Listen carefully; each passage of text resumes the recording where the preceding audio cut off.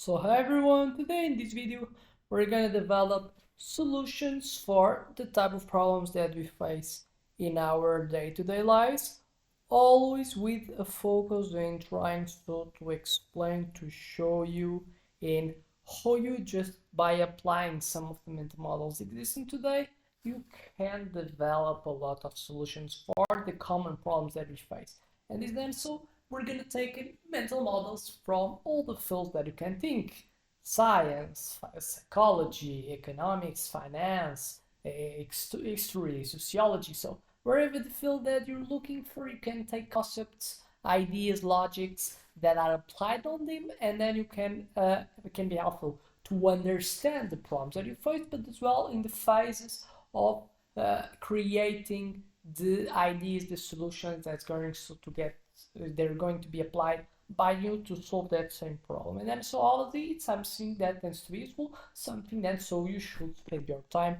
trying to having a domination towards. Then what's going to be the problem?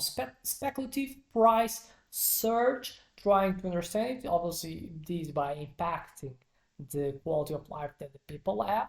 And then so how you can combat, how you can make it exist more fair prices in obviously in a way that makes you have more power of purchase. And so don't need to overwork to get your things get normally getting consumed what is essential, but as well on other things that are not much essential, but you would like so to get access to. So what do you have? 70% of consumers pay up to 30% more on essentials due to price manipulation.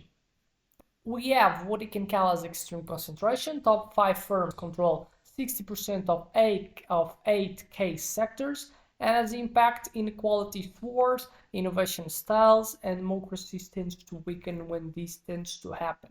And then comes here again the existence of monopolies, the existence of them. They tend as well so to concentrate the power in the hands of some few people. Then they can create collaborations between in order to don't hinder in competition. And when you have competition, the end product for the consumers tends to be better because it's the competition creates and kind of stimulates in the mind of the producer to adapt more of products in terms of the lack of the people that they're going to get consumed, because the people have more power because they have more options available. And then so normally how you can combat it in the perspective of you trying to maximize the profit, you can do it by establishing connections with other people and try so to create a oligarchy that we tend to see a lot in the majority of the sectors. But then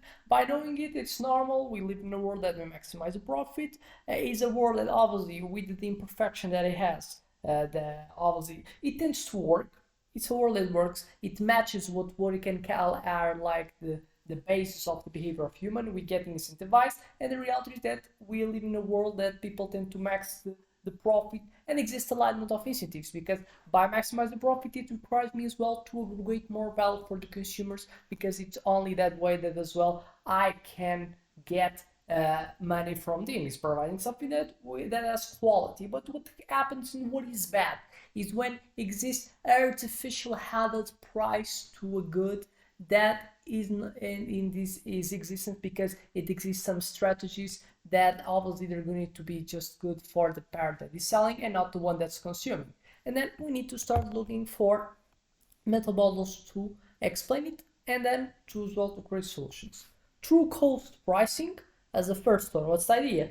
Prices must reflect social, environmental, and community cost, and the other type of portion that's normally so the expected one that are normally so to the profit margin, and then enters so the place that obviously it should exist, but how to fight in a way that they cannot exploit this margin and increase it that much, because they as like a range strategies that are obviously not fair because they have kind of great lobbies that make so difficult to no competition to enter. The systems of patents, the understanding how they work as well. So basically, it's creating a fair market that exists competition, and then see kind of ranging away to see if the people are not playing so a fair game, are making and cutting and making it harder for the competition as bad as worse in a way that it should not be done. And we know what we're talking about, making it hard and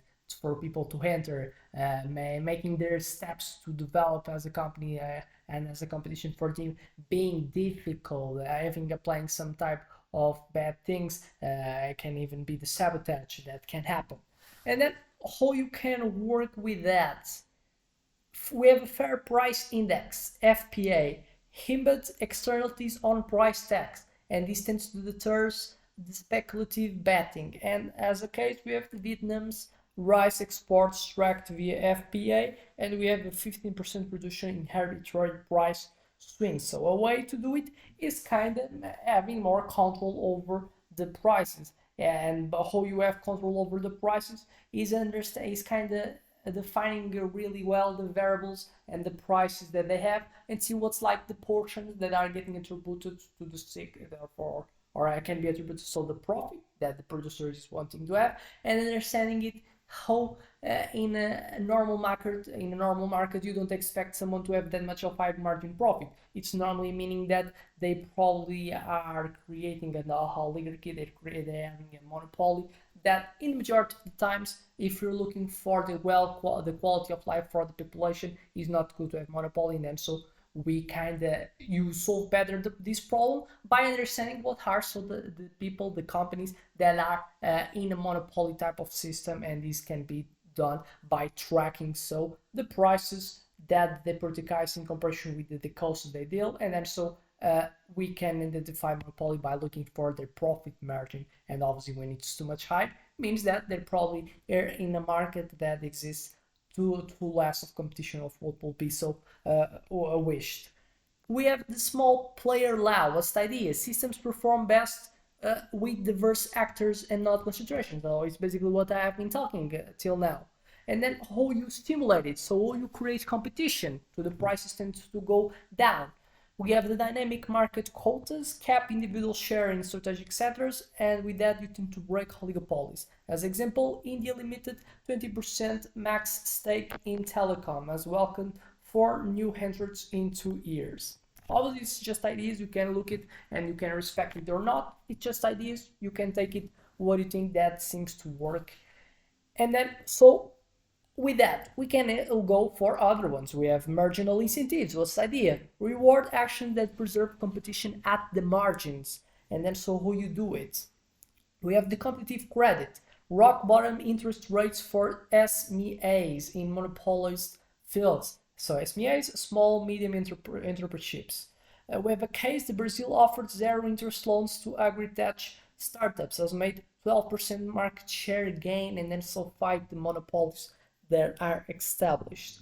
4. Anti-combine catastrophe. What's the idea? Systems tend to strengthen if bottlenecks are pre-programmed to fragment, and so fixes by knowing that. Modular merger mandate. Large M&A must auto-spin off non-competing units. As example, European Union blocked the major energy merger until regional divisions were carried out. 5. Ecosystem of checks and balance. What's the idea? Economic power balanced by institutional counterweights prevents abuse, so fixed by knowing that. Tripartite sector councils, equal voices for state consumers and producers on price rules. We have a case, the Mexico's Pharmaceutical Council cut excessive margins by 20%. 6. Signaling game. What's the idea? Asymmetric information fuels speculation, and so fixed by knowing that. Blockchain for lead prices, public real-time ledger for commodity buys. As example of the Australia's wet bid registry slashed volatility by 30%. 7. The concept of citizen capital. What's the idea? Broad investor base dilutes concentrated control, and so fixed by knowing that. Regulated equity crowdfunding. Communities invest directly in critical infrastructure. What we have as a case, Spain raised 200 million for community renewable projects in 6 months.